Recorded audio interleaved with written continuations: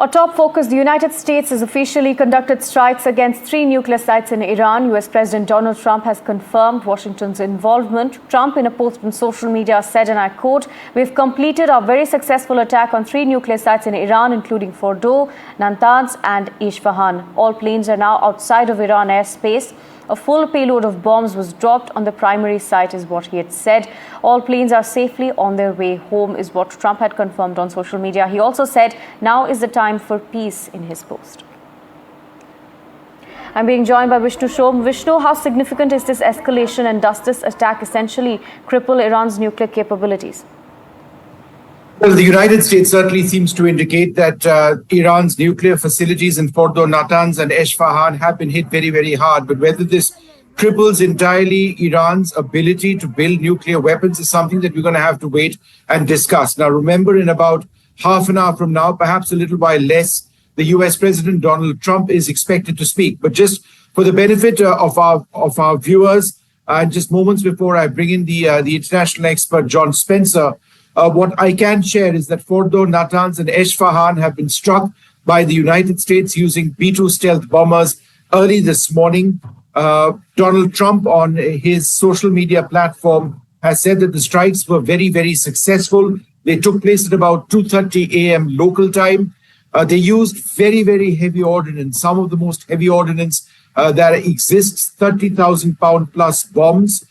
These are deep penetrator bombs. They're called the GBU-57 MOP, or Massive Ordnance Penetrator. This is a bunker buster. It is designed to penetrate deep into structures underground.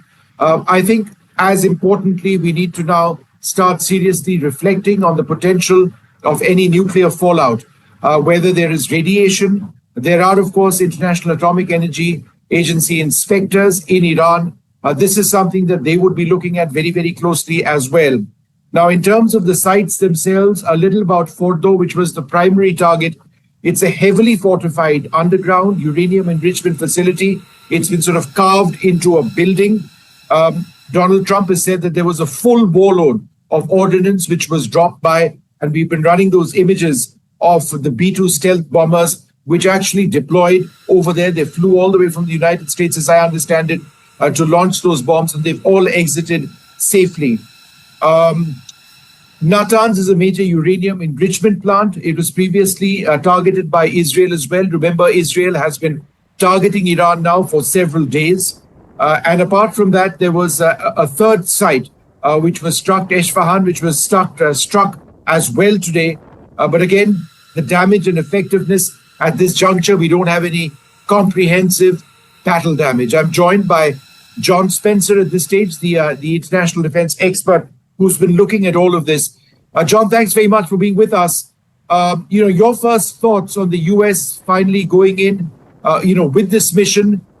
There was a lot of talk about Donald Trump perhaps delaying any military action against Iran for about 2 weeks, but it appears that, that's obviously off the cards.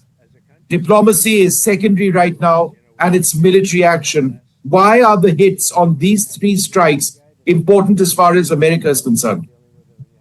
Because these were the 3 sites, especially Fordow, but there are also Natanz and Esfahan, that Israel had already hit all 3, but Israel doesn't have the capability to destroy them and basically take them off as a part of the conversation. We know that we just saw reports that 6 bunker busters, probably the massive ordnance penetrators you just talked about, that can penetrate over 200 feet, and most likely more than one, was done to ensure that these sites were destroyed. These nuclear enrichment sites were destroyed, and that President Trump is honest when he says now is the time for negotiations. The Ayatollah has had now 9 days of opportunity to say, okay, I'm ready. There were some negotiations in Europe, and still no even inkling of willing to give up the nuclear program at this point. Hopefully this, and I think this is what the United States was hoping with this operation, would encourage that political negotiation. Right. So what exactly are we looking at here from a long-term standpoint? In as much as we talk about taking out Iran's ability to build nuclear weaponry, are we looking essentially at this being a prelude to regime change? Is this what at one level this is all about? So my personal opinion and everything I've heard from both Israel and the United States, especially the United States, is that regime change is not currently on the table. Now, if the Islamic regime, the Ayatollah, makes a different decision and starts striking U.S. bases, then the United States has said publicly that would change the calculation. But right now, and these three sites are just one part of the nuclear program that Iran was building. 14 of the 15 nuclear scientists were killed. The plutonium enrichment site was destroyed.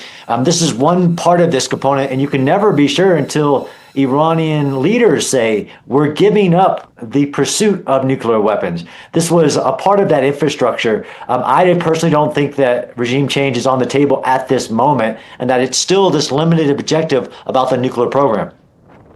You know, John, you made a critical point when you sort of wondered out loud what Iran might do next. If Iran attacks American facilities and America has any number of bases in West Asia, then the dynamics change. Now, we do know that the United States is extremely forward deployed, whether in Bahrain, in Qatar, out at sea, in Iraq, in Manama, and elsewhere. What exactly would that entail? If Iran were to strike American bases, how would we see an intensification of this war? Yeah. So you're right. There's our bases in Qatar, Saudi Arabia, Iraq, all actually personnel have been moved. There are multiple now aircraft carriers in the Mediterranean and the Arab Sea that could be a part of defending against this. But it would change the calculation absolutely if the Ayatollah, to include the Ayatollah himself being authorized as a target. A part of this response would be broaden it beyond the nuclear program. It would be to continue to remove, as they believe, 50%. Israel has done a really good job of removing even Iran's ballistic missiles, up to 50% of their capabilities. It would just change the target deck for the United States, who, as of this moment, looks like it has done this one operation, what they said they were willing to do, and now it is up to the Ayatollah and the regime on taking which course of action. It could also, activate its proxies, and there is some concern about, attacks on United States soil or in Europe and other places with basically these, terrorist attacks that we could see as well. No, but that's exactly right, John, because Iran has a finite stock of ballistic missiles. There were some estimates that after the missile exchanges with Israel a few months back, they had approximately 2,000 to 2,500 ballistic missiles left. Now, hundreds, as we know, have been expended. So it's not as if Iran is being able to build these very quickly. They take months in cases to build in any reasonable number.